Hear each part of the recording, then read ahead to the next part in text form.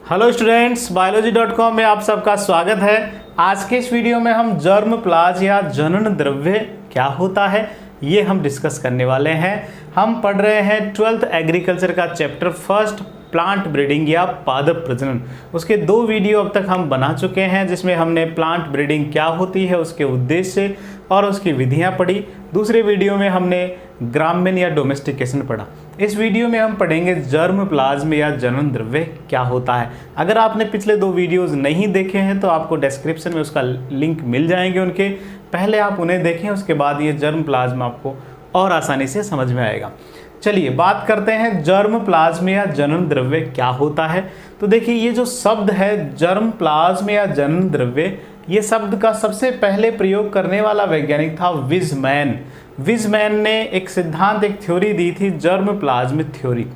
उनके हिसाब से जितने भी जीव होते हैं उन जीवों में 2 तरह का द्रव्य पाया जाता है। एक होता है कायिक द्रव्य और एक होता है जनन द्रव्य। जनन द्रव्य अमर होता है, वो एक पीढ़ी से दूसरी पीढ़ी में जा रहा होता है। लेकिन कायिक द्रव्य जो है वो मोर्टल होता है, वो एक निश्चित व्यक्ति तक, जीव तक सीमित रहता है और उसके बाद में समाप्त हो जाता है। लेकिन जनन द्रव्य कभी समाप्त नहीं होता है, वो एक पीढ़ी से दूसरी पीढ़ी में जा रहा होता है। यानी कि सीधे शब्दों में समझें तो जनन द्रव्य हमारे कोशिका में पाया जाने वाला आनुवांशिक पदार्थ है। आनुवांशिक पदार्थ क्या होता है? डीएनए होता है। क्या होता है? डीएनए है जो आनुवांशिक पदार्थ है, वो ही जर्म प्लाज्मी है। उस पर पाए जाने वाले जीन उस जीन पूल का निर्माण करते हैं और वो जीन ही अगली पीढ़ी में स्थानांतरित होते हैं, वो डीएनए ही अगली पीढ़ी में जाता है। उसी को हम यहाँ जर्म प्लाज्म कह रहे हैं। ये जो शब्द है, ये सबसे पहले शब्द यूज किया था विज़मैन ने। तो देखो, ये जर्म प्लाज्म या जनन द्रव्य हम पढ़ क्यों रहे हैं, पादप प्रजनन में इसका क्या महत्व है। तो वास्तव में एक पादप प्रजनक जो होता है, एक प्लांट ब्रीडर जो प्लांट्स के बीच में ब्रीडिंग करवा रहा है और नए वैरायटीज़, नए किस्में बनाने की कोशिश कर रहा है, तो नई किस्म बनाने के लिए आवश्यक है कि उसको उस पादप के बारे में और उसके अन्य बहुत सारी किस्मों के बारे में उसे जानकारी होनी चाहिए, या उसके पास वो वैरायटीज़ मौजूद होनी चाहिए। तो इसके लिए जितनी भी वैरायटीज़ मौजूद है, जर्म प्लाज्म जितना भी है, वो संरक्षित करना बहुत ज़रूरी है, उसका संग्रह करना बहुत ज़रूरी है। और इसीलिए हम पढ़ रहे हैं जर्म प्लाज्म को। ये शब्द जो दिया था वो विज़मैन ने दिया था। तो किसी भी फसल की जितनी भी प्रजातियां आपको जो ज्ञात है, उसकी चाहे जंगली प्रजातियां हो, चाहे लोकल प्रजातियां हो, या कोई पुरानी अप्रचलित हो या नई विकसित की गई हो, ब्रीडिंग लाइन्स हो, उन सभी का जो सम्मिलित रूप से आनुवांशिक पदार्थ उसके अंदर जो होता है, उन सभी को सम्मिलित रूप से हम जर्म प्लाज्म कहते हैं। जर्म प्लाज्म क्या होता है? किसी भी फसल की प्रजातियों में और उसकी जो भी जंगली प्रजातियां, जंगली संबंधियां हैं, उन सभी में जो संपूर्ण आनुवांशिक पदार्थ है, जो संपूर्ण आनुवांशिक पदार्थ होता है, उसी संपूर्ण आनुवांशिक पदार्थ को ही जनन द्रव्य जर्म प्लाज्म कहते हैं। आपको सिर्फ इतना याद रखना है, संपूर्ण आनुवांशिक पदार्थ। जैसे मान लीजिए कि गेहूं की एक किस्म जो है, मान लीजिए उसमें कुछ 5 अलग अलग प्रकार की किस्मों के लाइन्स के बारे में हमें मालूम है, उसकी रेसेज हमें 5 तरह की रेसेज मालूम है। तो उन 5 रेसेज में या 6, 7, 8 जो भी है, उनमें जो आनुवांशिक पदार्थ है, जो टोटल आनुवांशिक पदार्थ है, उस टोटल इनको सबको आपको जोड़ना है। उस टोटल आनुवांशिक पदार्थ को ही जनन द्रव्य या जर्म प्लाज्म कहते हैं। ठीक है, किसी भी फसल प्रजाति के जितनी भी जात ज्ञातियाँ, जो रेसेज हैं, लाइन्स हैं, जितने भी आप उनको देखो, रेसेज भी कहते हैं, उनकी वैरायटीज़ भी कह देते हैं, लाइन्स भी कह देते हैं। तो उन लाइन्स में, रेसेज में या वैरायटीज़ में जितना भी आनुवांशिक पदार्थ है, उस संपूर्ण आनुवांशिक पदार्थ को हम जनन द्रव्य या जर्म प्लाज्म कहते हैं। क्या कहते हैं?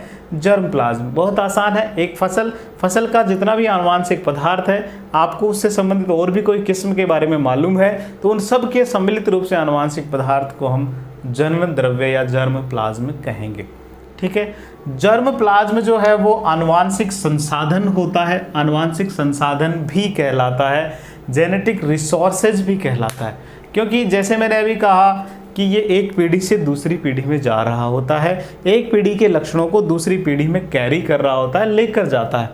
तो ये वो साधन है, ये वो संसाधन है जिसका प्रयोग हम कर सकते हैं लक्षणों को एक पीढ़ी से दूसरी पीढ़ी में ले जाने में, उसको सुधार करने में भी। इसलिए ये आनुवांशिक संसाधन की तरह प्रयोग किया जाता है।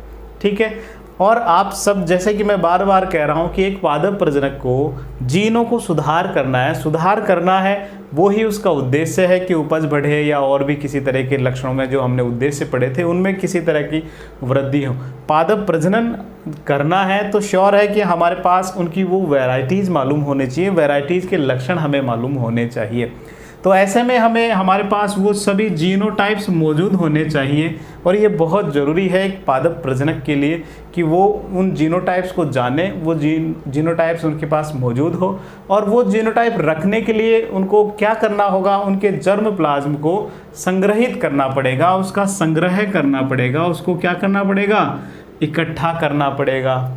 और उस संग्रह के लिए, इकट्ठा करने के लिए भारत में एक ब्यूरो है जो यही कार्य करता है, और उस संस्थान का नाम है NBPGR, national bureau of plant genetic resources, national bureau of plant genetic resources, NBPGR, national bureau of plant genetic resources. ये रिसोर्सेज यानी कि संसाधन, राष्ट्रीय पादप आनुवांशिक संसाधन ब्यूरो। इसकी स्थापना सन 1976 में हुई थी नई दिल्ली में। इसका कार्य क्या है, ये जर्म प्लाज्म को संग्रहित करता है। जर्म प्लाज्म को या तो सीड बैंक के रूप में या कि बीज बैंक के रूप में उन्हें संग्रहित करता है, या उस पादप के भाग को संग्रहित करता है, लेकिन कुल मिला के इसका काम क्या है, जर्म प्लाज्म को संग्रहित करना। ये जो पॉइंट मैंने बताया है ये बहुत बहुत महत्वपूर्ण है। अब तक बहुत बार एग्जाम में इसकी फुल फॉर्म पूछी जा चुकी है, या फिर ये पूछा जाता है कि जर्म प्लाज्म को संरक्षित करने के लिए भारत की कौन सी संस्थान ये कार्य करती है। तो आपको याद रखना है किसका काम है, NBPGR का, national bureau of plant genetic resources. कहाँ है, न्यू दिल्ली में है, नई दिल्ली में है। सन 1976 में इसे स्थापित किया था। चलिए अब बात करते हैं, जैसे मैंने कहा कि संपूर्ण आनुवांशिक पदार्थ को जर्म प्लाज्म कहते हैं। तो वो संपूर्ण आनुवांशिक पदार्थ तब शामिल होगा जब किसी फसल की और भी कोई वैरायटीज़, कई रेसेज हैं, वो कौन कौन सी है उन सबको हम समझते हैं। आनुवांशिक पदार्थ जो है उसमें कौन कौन सी तरह की किस्में शामिल की गई है। सबसे पहली जो किस्म है वो है लोकल रेसेज या देसी किस्में। लोकल रेसेज या देसी किस्में, देखो देसी किस्में वो होती है जो वर्तमान में बहुत बोई जा रही है और बोई जाती रही है, लेकिन उनका विकास किसी सिस्टमेटिक ढंग से नहीं हुआ है। उनका विकास एक पादप प्रजनक द्वारा एक निश्चित क्रम में नहीं हुआ है, क्रमबद्ध तरीके से नहीं हुआ है, बस बोई जा रही है। ऐसी किस्मों को हम लोकल रेसेज कहते हैं। ऐसी किस्में जिनका योजनाबद्ध तरीके से विकास नहीं हुआ है, जिन्हें बिल्कुल भी ये सोच के विकसित नहीं किया गया है कि ऐसे ऐसे हमको इस गुण में सुधार करना है, बिल्कुल भी योजनाबद्ध तरीके से उनको विकसित नहीं किया गया है, और किसी क्षेत्र में लंबे समय से बोई जा रही है, बहुत लंबे समय से बोई जा रही है, लेकिन उसे विकसित नहीं किया गया है एक योजनाबद्ध तरीके से। ठीक है, वो बस वाइल्ड क्रॉप की तरह ही बोई जा रही है। ऐसी किस्मों को हम क्या कहते हैं, लोकल रेसेस कहते हैं, देसी किस्में कहते हैं। ध्यान रखना है, दो बातें हैं केवल और केवल। एक तो ये ऐसी किस्मों का योजनाबद्ध तरीके से विकास नहीं होता है, दूसरी बात कि ये लंबे समय से बोई जाती थी और बोई जा भी रही है। ऐसी किस्मों को हम लोकल रेसेज या देसी किस्में कहते हैं। ज़्यादातर जो देसी किस्में होती है वो देसी किस्मों में नेचुरल सिलेक्शन काम करता है। कौन सा सिलेक्शन, प्राकृतिक वर्ण यहाँ काम करता है, जो हमने ग्रामीण में पढ़ा था। प्राकृतिक वर्ण से ये किस्में विकसित होती है, और प्राकृतिक वर्ण से विकसित होने के कारण ही इन किस्मों में हमने पढ़ा था वैरायटीज़ क्या होगी, ज़्यादा होगी, विविधता बहुत ज़्यादा होगी, इनमें अडेप्टेशन अनुकूलन बहुत ज़्यादा होगा, अनुकूलन बहुत ज़्यादा होगा, वैरायटीज़ इनमें बहुत ज़्यादा होगी, क्योंकि नेचर ने इन्हें सेलेक्ट किया है। और इसी वजह से ये बहुत बड़े क्षेत्र में, एक वाइड एरिया में, बहुत बड़ा वाइड एरिया, मैं शॉर्ट में लिख देता हूँ VA, वाइड एरिया में एक बड़े क्षेत्र में बोई जा सकती है।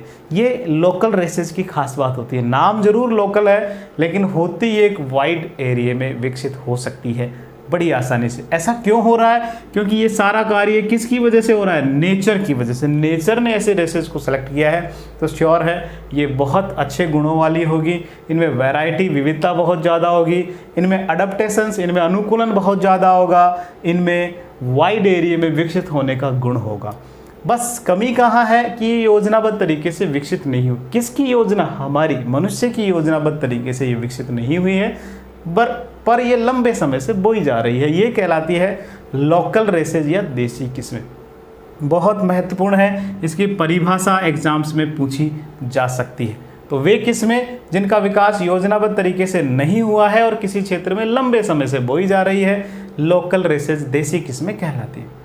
दूसरी है पुरानी और अप्रचलित किस्में, ऑब्सोलीट वैरायटीज। ऑब्सोलीट वैरायटीज या पुरानी किस्में, नाम में ही जाहिर है पुरानी अप्रचलित किस्में। ऐसी किस्में जो आज अप्रचलित है, आज नहीं बोई जा रही है, वर्तमान में इसका यूज नहीं हो रहा है, लेकिन पास्ट में उसका बहुत ज़्यादा उपयोग किया जाता था, बहुत ज़्यादा बोई जा रही थी, पुरानी थी, पुराने समय में इसको बोया जा रहा था, लेकिन आज अप्रचलित है। ऐसी किस्मों को ऑब्सोलीट वैरायटीज़ कहते हैं। तो देखो, ये जो पुरानी अप्रचलित किस्में होती हैं बहुत अच्छे तरीके से विकसित की गई थी, पादप प्रजनन द्वारा एक योजनाबद्ध तरीके से भी ये विकसित की गई थी, और ये किस्में बहुत लंबे समय तक खेती में उपयोग भी की गई है। लेकिन बात यहाँ आ जाती है कि वर्तमान में ये खेती में उपयोग नहीं हो रहा है। तो तीन बातें यहाँ समझने की है पुरानी अप्रचलित किस्मों में। दो बातें इसके नाम में ही है, पुरानी अप्रचलित। आज अप्रचलित है, पुरानी है, उस समय में बोई जा रही थी, बिल्कुल योजनाबद्ध तरीके से विकसित की गई थी। बस ये तीन बातें आप याद रखनी है। योजनाबद्ध तरीके से बोई गई है, पुरानी है, पुराने समय में खूब बोई गई है, लेकिन आज वर्तमान समय में नहीं बोई जा रही है। ऐसी किस्मों को ऑब्सोलीट वैरायटीज़ कहते हैं, पुरानी अप्रचलित किस्में कहते हैं। तो दो तरह की किस्में हो गई जिनके जनन द्रव्य को संग्रहित करना होगा। तीसरी है खेती के उपयोग में आ रही किस्में। ये इसका जस्ट अपोजिट है। आज वर्तमान में जो किस्में बोई जा रही है वो सभी की सभी कैसी वैरायटीज़ है? वैरायटीज़ ऑफ कल्टीवेशन, खेती के उपयोग में ली जाने वाली वर्तमान वाली किस्में। ये किस्में जो है जीनों का एक अच्छा और सबसे अच्छा उत्तम स्रोत है। जीनों का जो हमें जीन उपलब्ध करने हैं, हमें संरक्षित करने के लिए, वो सब के सब इनमें यहाँ मौजूद होंगे। ये जो किस्में होती है ये वाइड एरिया में बोई नहीं जा सकती है, लोकल ये प्रकार की होती है, क्षेत्रीय होती है, ऐसी होती है जो एक निश्चित क्षेत्र में ही बोई जाती है, कुछ ऐसा इनका विकास होता है, ठीक है। लेकिन जीनों का एक उत्तम स्रोत होता है, गुणवत्ता की दृष्टि से ये श्रेष्ठ होती है। अब बात करते हैं प्रजनन लाइनों की, ब्रीडिंग लाइन्स। नाम से ही जाहिर है ये जो लाइन्स हैं, ये जो रेसेज है, ये जो वैरायटीज़ है, ये विकसित की गई है प्रजनन क्रियाकलापों द्वारा। बहुत सारे प्लांट ब्रीडिंग कार्यक्रम चलाकर प्लांट ब्रीडिंग के द्वारा इन लाइनों का विकास किया गया है, इन किस्मों का विकास किया गया है, और उन किस्मों को हम ब्रीडिंग लाइन्स कहते हैं, प्रजनन लाइनें कहते हैं। अब बात करते हैं जंगली प्रारूप क्या होता है और जंगली संबंधी क्या होता है। जंगली प्रारूप यानी कि वाइल्ड फॉर्म्स और वाइल्ड रिलेटिव्स, दोनों कुछ हद तक संबंधित है लेकिन बिल्कुल संबंधित नहीं है, थोड़े बहुत इनमें डिफरेंस है। देखो आप ऐसे समझ सकते हो, मान लीजिए कोई ए प्रजाति है, इसमें थोड़ा सा बदलाव होकर ये बी रेस बना, इसमें थोड़ा सा और बदलाव होकर अब ये सी प्रजाति बनी, थोड़ा सा और बदलाव हुआ डी प्रजाति बनी, थोड़ा सा और बदलाव हुआ ई प्रजाति बनी। मान लीजिए वर्तमान में ये ई प्रजाति जो है ये स्पीसीज उपयोग में ली जा रही है, तो इस स्पीसीज के लिए ए स्पीसीज जो है, ये जो ए जाति है वो उसकी क्या होगी? इसकी जंगली प्रारूप होगा। इस ई के लिए ये जो ए जाति होगी वो जंगली प्रारूप होगा। अब इसको शब्दों में समझो, किसी फसल का जंगली प्रारूप वह जंगली प्रजाति होती है जिससे कि उस फसल की सीधे उत्पत्ति हुई है। कुल मिला के बात यह है कि आज जो भी फसल है उस फसल की उत्पत्ति किस प्रजाति से हुई है, उसका संबंध किस प्रजाति से है उत्पत्ति से, तो वो जो सीधे उत्पत्ति जिससे हुई है वो उसकी जंगली प्रारूप, उसका वाइल्ड फॉर्म होता है। बहुत सिंपल है, जंगली प्रारूप हम उस प्रजाति को कहते हैं जिससे उस फसल की हम क्या मानते हैं? सीधे उत्पत्ति मानते हैं। यहाँ इसकी सीधे उत्पत्ति किससे हुई? ए प्रजाति से हुई, तो ये इसके वाइल्ड फॉर्म या जंगली प्रारूप कहलाता है। सिंपल है। तो किसी भी फसल के लिए हम वाइल्ड फॉर्म उसे कहते हैं जिससे उस फसल की सीधे उत्पत्ति हुई है, जिससे उसकी सीधे उत्पत्ति हुई है। चलिए अब जंगली संबंधियों की बात करते हैं। वाइल्ड रिलेटिव्स है, ये संबंधी है। संबंधी यहाँ जो बीच में आ गए, अब ये सब संबंधी है, जैसे बी है, सी है, डी है, ये सब ई के क्या है, वाइल्ड रिलेटिव्स है, जंगली संबंधी है। ठीक है, अब इसको परिभाषा से समझते हैं। जंगली संबंधी हम उन सभी प्रजातियों को कहते हैं, उन सभी प्रजातियों को कहते हैं जो कि फसल प्रजाति के जैविक विकास के दौरान पूर्वज प्रजाति रही है। किस दौरान? जैविक विकास के दौरान ये पूर्वज रहे हैं, उन सभी पूर्वजों को हम जंगली संबंधी कहते हैं। ई का सीधे विकास ए से हुआ, लेकिन इसे हम जंगली फॉर्म कह रहे हैं, लेकिन क्या ये पूर्णतः सीधे ही ई में कन्वर्ट हुआ? नहीं, पहले इसके कुछ और फॉर्म्स बने। उन सभी फॉर्म्स को, जैसे बी है, सी है, डी है, इन सभी रूपों को, इन सभी वैरायटीज़ को हम क्या कहते हैं? उनके वाइल्ड फॉर्म्स, जंगली प्रजाति कहते हैं। सिंपल है। जंगली संबंधी हम सब उन सब प्रजातियों को कह रहे हैं, जैसे यहाँ ए, बी, सी और डी जो है, उन सब प्रजातियों को कह रहे हैं जब फसल का विकास हो रहा था, जब इसका जैविक विकास हो रहा था, तो जैविक विकास के दौरान जो पूर्वज बने, क्या बने? जो पूर्वज बने हैं इस बीच में, उन सभी पूर्वजों को हम क्या कह रहे हैं? जंगली संबंधी कह रहे हैं। ठीक है, चलिए अब बात करते हैं, लास्ट है विशिष्ट आनुवांशिक स्टॉक। विशिष्ट आनुवांशिक स्टॉक या special genetic stock. Special genetic stock वो होते हैं जो कुछ टेक्नोलॉजी की वजह से विकसित हुए प्रजातियाँ, जैसे हमने म्यूटेशन करवा के कोई रेसेज विकसित की है तो वो है। ऐसे ही कुछ क्रोमोजोमल एब्रेशन, गुणसूत्रीय विपथन से उत्पन्न हुई है। विपथन का मतलब होता है गुणसूत्रों की संख्या में किसी भी तरीके से बदलाव करके। जैसे मनुष्य में 46 गुणसूत्र होते हैं, उसमें किसी तरीके बदलाव हो गए। ज़्यादातर हम यहाँ फसलों की बात करें तो फसलों में गुणसूत्रों की संख्या में या जीनों के इधर उधर होने से जो सारा सब कुछ बदलाव हुआ है, वो सब गुणसूत्रीय विपथन से उत्पन्न हुई जो प्रजातियां हैं, वो सब स्पेशल जेनेटिक स्टॉक में आती है। इसी तरह आनुवांशिक चिन्ह लाइनें जो है वो विकसित की गई है। तो कुल मिला के बायोटेक्नोलॉजी या फिर टेक्नोलॉजी की मदद से जो नई लाइनें, नई रेसेज विकसित की गई है, उन सबको हम स्पेशल जेनेटिक स्टॉक कहते हैं। स्पेशल जेनेटिक स्टॉक या विशिष्ट आनुवांशिक स्टॉक कहा जाता है। तो शुरू से हम समझते हैं, एक बार फिर से दोहराता हूँ, आनुवांशिक जितना भी मटेरियल है उसको हम सम्मिलित रूप से जर्म प्लाज्म कहते हैं। ठीक है, और जर्म प्लाज्म ऐसा तो नहीं कि सिर्फ एक प्रजाति है, उस प्रजाति से संबंधित उसकी जो और वैरायटीज़ है, रेसेज हैं, जो लाइन्स हैं, उन सभी को सम्मिलित रूप से जर्म प्लाज्म कह रहे हैं। और वो कौन कौन सी लाइन्स है, कौन कौन से रेसेज है, कौन कौन सी वैरायटीज़ है, वो आपको यहाँ हमने समझाई है। वो है देसी किस्में जो योजनाबद्ध तरीके से विकसित नहीं की गई है, पुरानी है प्रचलित जो योजनाबद्ध तरीके से विकसित की गई थी लेकिन अब प्रचलित है, पुरानी हो गई है, अभी वर्तमान में बोई जा रही है वो लाइनें, कुछ प्रजनन से विकसित की गई प्रजनन लाइनें, कुछ जंगली प्रारूप जो है वो है, कुछ वाइल्ड फॉर्म्स या वाइल्ड रिलेटिव्स हैं वो है, और कुछ विशिष्ट आनुवांशिक स्टॉक है। इन सभी को सम्मिलित रूप से इनका जो जितना भी आनुवांशिक पदार्थ है, उस आनुवांशिक पदार्थ को सम्मिलित रूप से हम जर्म प्लाज्म या जनन द्रव्य कहते हैं। ठीक है बच्चों, आज के लिए इतना ही। अगले वीडियो में ये जर्म प्लाज्म जो हम संग्रहित कर रहे हैं, कैसे इसे संग्रहित किया जा सकता है, कौन से जो दो तरीके हैं, एक बाह्य स्थानीय और एक स्व स्थानीय होता है, एक्स सिटू और इन सिटू कंजर्वेशन, किसका? जर्म प्लाज्म का, वो पढ़ने वाले हैं जो एग्जाम में बहुत महत्वपूर्ण होता है। ठीक है बच्चों, इसी तरह जुड़े रहें biology.com के साथ, अपने ज्ञान में वृद्धि करते रहें। धन्यवाद।